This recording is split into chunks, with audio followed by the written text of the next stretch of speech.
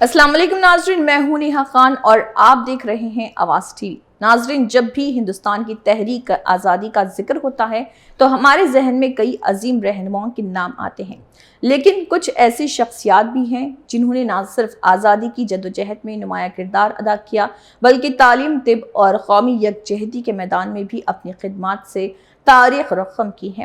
آج کے اس خصوصی پروگرام میں ہم بات کریں گے ایک ایسی ہمہ جہت شخصیت کی جنہیں دنیا حکیم اجمل خان کے نام سے جانتی ہے۔ وہ ایک ممتاز طبیب یعنی کہ حکیمی ڈاکٹر تھے اور قوم پرست رہنما تھے، سماجی مسلح تحریک آزادی کے سرگرم کارکن تھے اور جامعہ ملیہ اسلامی کے بانیوں میں شامل تھے۔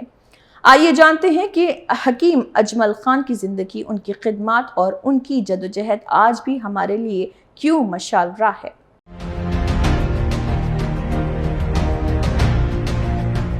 حکیم اجمل خان 11 فروری 1868 کو دہلی میں ایک ایسے علمی اور طبی خاندان میں پیدا ہوئے جو کئی نسلوں سے یونانی طب سے وابستہ تھا۔ ان کے خاندان کے بزرگ مغل بادشاہوں کے شاہی طبیب رہے تھے۔ حکیم اجمل خان نے بچپن ہی سے طب، ادب، عربی، فارسی اور اسلامی علوم کی تعلیم حاصل کی اور کم عمری میں ہی ایک قابل طبیب کے طور پر شہرت حاصل کر لی۔ حکیم اجمل خان صرف ایک معالج نہیں بلکہ طبی تعلیم کے فروغ کے علمبردار بھی تھے۔ انہوں نے یونانی طب کو جدید انداز میں فروغ دینے کے لیے کئی ادواروں اور کئی اداروں کی سرپرستی کی۔ دہلی میں قائم طبی مراکز کو مضبوط کیا اور ہزاروں مریضوں کا علاج کیا۔ ان کا ماننا تھا کہ طب صرف علاج کا ذریعہ نہیں بلکہ انسانیت کی خدمت کا سب سے بڑا وسیلہ ہے۔ سن 1905 کے بعد جب آزادی کی تحریک زور پکڑنے لگی تو حکیم اجمل خان بھی قومی سیاست میں سرگرم ہوئے۔ انہوں نے برطانوی حکومت کی پالیسیوں کی مخالفت کی اور ہندوستانیوں کے حقوق کے لیے آواز بلند کی۔ وہ ہندو مسلم اتحاد کے مضبوط حامی تھے اور ان کا یقین تھا کہ آزادی صرف اتحاد سے حاصل کی جا سکتی ہے۔ انہوں نے مختلف قومی تحریکوں میں حصہ لیا اور عوام کو بیدار کرنے کے لیے مسلسل کام کیا۔ 1920 میں مہاتما گاندھی کی عدم تعاون تحریک میں حکیم اجمل خان نے بھرپور شرکت کی۔ انہوں نے انگریز حکومت کے خلاف عوام کو پرامن جدوجہد کا پیغام دیا۔ وہ خلافت تحریک کے بھی اہم رہنماؤں میں شمار کیے جاتے تھے۔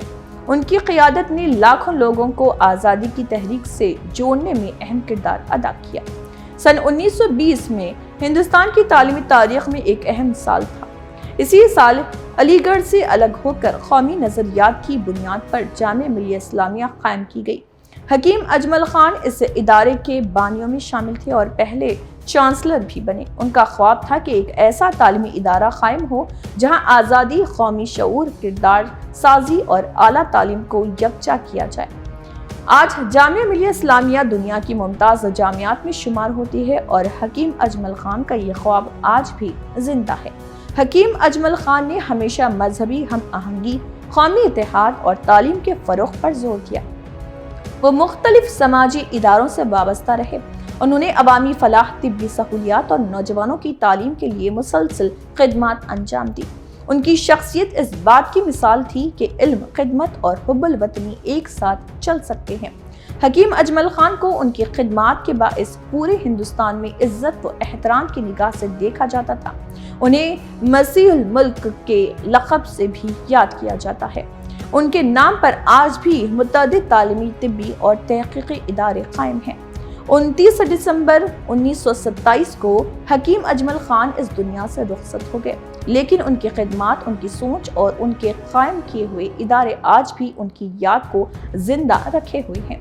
حکیم اجمل خان کی زندگی ہمیں یہ سبق دیتی ہے کہ قوموں کی ترقی صرف سیاسی آزادی سے نہیں بلکہ تعلیم، خدمات، انسانیت اور اتحاد سے ممکن ہوتی ہے۔ ان کی جدوجہد آج بھی نئی نسل کے لیے مشعل راہ ہے۔